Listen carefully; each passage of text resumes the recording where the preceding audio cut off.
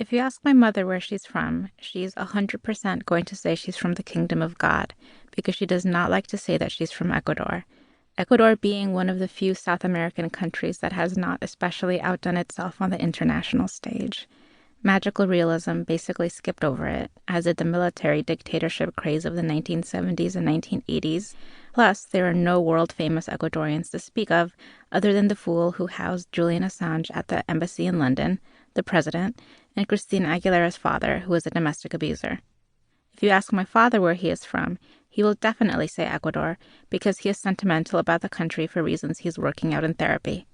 But if you push them, I mean really push them, they're both going to say they're from New York.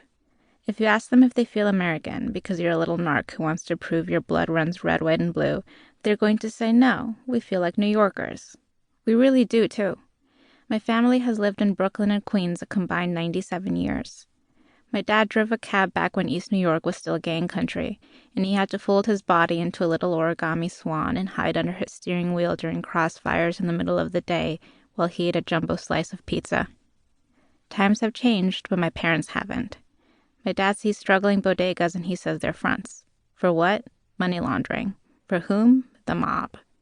My mother wants my brother and me to wear pastels all year round to avoid being seen as taking sides in the little tiff between the Bloods and the Crips. My parents are New Yorkers to the core. Despite how close we are, we've talked very little about their first days in New York or about their decision to choose New York, or even the United States as a destination. It's not that I haven't asked my parents why they came to the United States. It's that the answer isn't as morally satisfying as most people's answers are. A decapitated family member, famine, and I never press them for more details because I don't want to apply pressure on a bruise. The story as far as I know it goes something like this. My parents had just gotten married in Cotopaxi, Ecuador, and their small auto body business was not doing well. Then my dad got into a car crash where he broke his jaw, and they had to borrow money from my father's family, who are bad, greedy people. The idea of coming to America to work for a year to make just enough money to pay off the debt came up, and it seemed like a good idea. My father's family asked to keep me, 18 months old at the time, as collateral. And that's what my parents did. That's about as much as I know. You may be wondering why my parents agreed to leave me as an economic assurance, but the truth is I have not had this conversation with them. I've never thought about it enough to ask.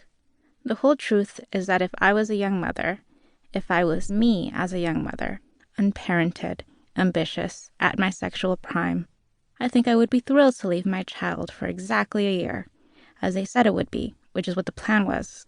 I never had to forgive my mom. My dad? My dad was my earliest memory. He was dressed in a powder blue sweater. He was walking into a big airplane. I looked out from a window, and my dad was walking away, and in my hand, I carried a Ziploc bag full of coins. I don't know. It's been almost 30 years. It doesn't matter anymore. My parents didn't come back after a year. They didn't stay in America because they were making so much money that they became greedy. They were barely making ends meet. Years passed. When I was 4 years old, going to school in Ecuador, teachers began to comment on how gifted I was. My parents knew Ecuador was not the place for a gifted girl. The gender politics were too fucked up, and they wanted me to have all the educational opportunities they hadn't had.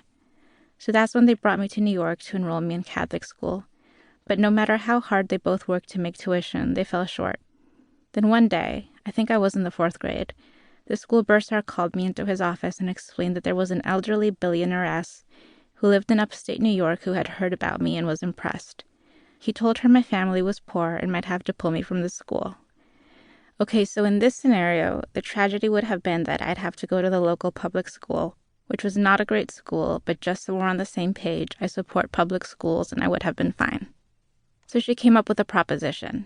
She'd pay for most of my tuition if I kept up my grades and wrote her letters.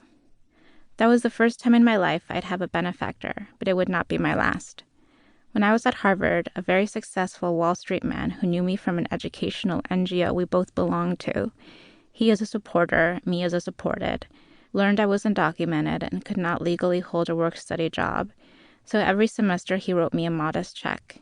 In the notes section, he cheekily wrote, beer money, the joke being that I wouldn't really drink until I was 21. But every semester I used it for books, winter coats for those fucking Boston winters, money I couldn't ask my parents for because they didn't have any to give. I wrote him regular emails about my life at Harvard and my budding success as a published writer. He was always appropriate and boundaried. I had read obsessively about artists since I was a kid and considered myself an artist since I was a kid, so I didn't feel weird about older, wealthy white people giving me money in exchange for grades or writing. It was patronage. They were Gertrude Stein and I was a young Hemingway.